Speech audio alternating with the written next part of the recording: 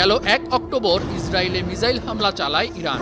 হামলার পর থেকেই দেশ দুটির মধ্যে চলছিল কথার লড়াই। সেই কথার লড়াই এবার রূপ নিতে যাচ্ছে সরাসরি সংঘাতে। বিশেষ করে ইরানের ধর্মীয় নেতা আয়াতুল্লাহ খামেনির একটি বক্তব্যে ইসরায়েল ইরান যুদ্ধ অনেকটা স্পষ্ট হয়ে উঠেছে।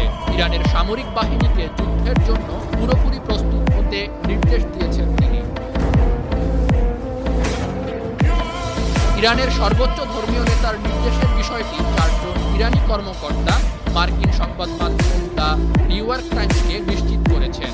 ওই ৪ জনের মধ্যে ২ জন হলেন ইরানের শক্তিশালী রেভলিউশনারি গার্ডের কর্মকর্তা। এসব কর্মকর্তা নিউ ইয়র্ক টাইমসকে বলেন, যে কোনো ইসরায়েলি হামলার জবাব দিতে তাদের সামরিক বাহিনীকে কয়েকটি উপায় বের করার নির্দেশ দিয়েছেন খামেনি। এছাড়া তেল আবিব হামলা চালালে তেহরান অন্তত ১,০০০ ব্যালিস্টিক মিসাইল দিয়ে জবাব দেওয়ার পরিকল্পনা